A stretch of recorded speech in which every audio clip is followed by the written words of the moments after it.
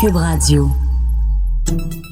Salut, c'est Charles Tran avec l'équipe dans 5 minutes. On s'intéresse aux sciences, à l'histoire et à l'actualité. Aujourd'hui, on parle de guérilla mondiale. Les militants écologistes se radicalisent, on le voit, on l'observe. Ça s'en vient, et même sans être souhaitable, c'était prévisible. Extinction Rebellion, le mouvement Deep Green, l'écologie profonde, Youth Strike for Climate et son égérie Greta Thunberg. Bon, les approches sont différentes et à des degrés très divers, mais tous expriment une impatience d'agir et de manière plus radicale. On connaît les éco-guerriers de Greenpeace depuis un certain temps, mais on assiste depuis quelques mois à une mobilisation très forte par différents mouvements qui impliquent de plus en plus de monde. C'est pas surprenant vu les nouvelles, hein? Mais prenez le cas de Greta Thunberg, la jeune Suédoise qui s'était rendue à Katowice, en Pologne, pour le sommet de la COP24, et son discours lors de la clôture de la conférence qui avait fait le tour du monde. Our biosphere is being sacrificed so that rich people in countries like mine can live in luxury. Notre biosphère sacrifiée pour que les riches pays puissent vivre dans le luxe. Et si les solutions au sein du système sont impossibles à trouver, nous devrions peut-être changer le système lui-même. Then maybe we should change the system itself.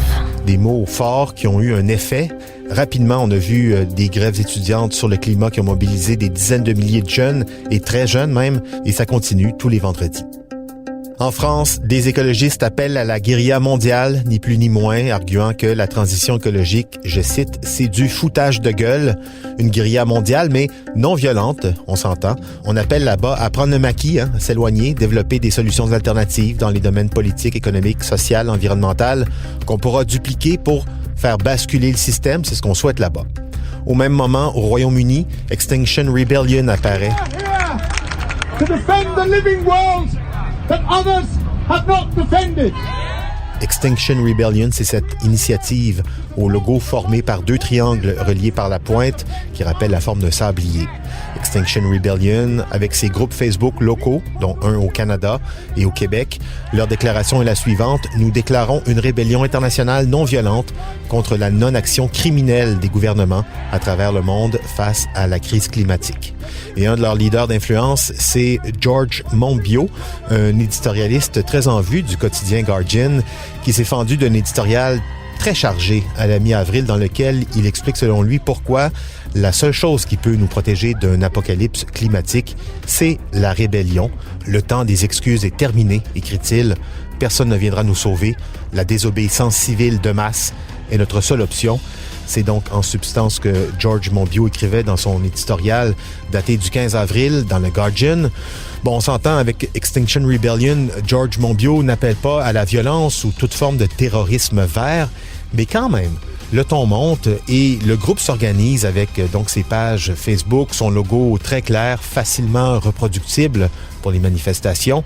On souhaite changer les mentalités rapidement, donc, avec cette désobéissance civile de masse. Et d'ailleurs, la semaine dernière, en Angleterre, la police a dû arrêter 1000 personnes de ce mouvement Extinction Rebellion qui se sont couchées dans les rues de Londres en signe de protestation pacifique. Et déjà, il paraît que ça fait beaucoup de pression dans les prisons locales. On n'a pas de place pour les mettre. Mais tout ça, ça reste encore du doux. Certains sont prêts à aller plus loin et plus fort, d'où une idée encore plus radicale, le sabotage des centrales, le sabotage de barrages. Vous savez, ce genre de choses. Le Deep Green Resistance, la résistance par l'écologie profonde. Un de ses principaux ambassadeurs, c'est Derek Jensen, un auteur américain qui a fondé ce mouvement il y a une bonne vingtaine d'années. This conference is about fighting back, and this conference is about winning. It is simply true that direct actions against strategic infrastructure is a basic tactic for both militaries and insurgents the world over for the simple reason that it works. Le Deep Green Resistance vise la restauration des écosystèmes et le démantèlement de la civilisation industrielle. Pointe à la ligne.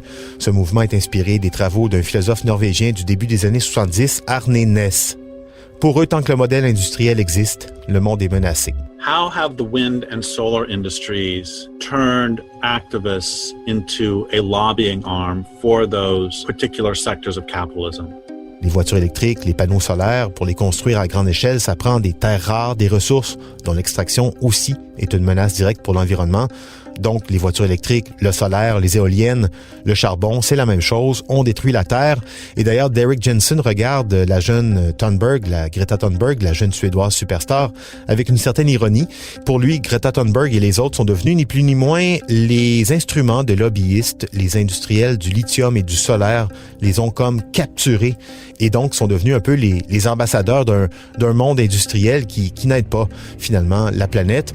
Lies to a tremendous number of very dedicated, very idealistic young people who deserve better than to be turned into lobbyists for a sector of the economy. Lui va aller plus loin vers le réensauvagement de la planète, redonner à la faune, à la flore des territoires occupés par les humains. Parce que, selon lui, si on le fait pas nous-mêmes, c'est la nature qui s'en chargera toute seule.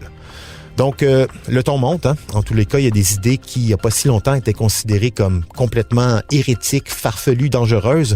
Et ces idées commencent à prendre racine. C'était en 5 minutes.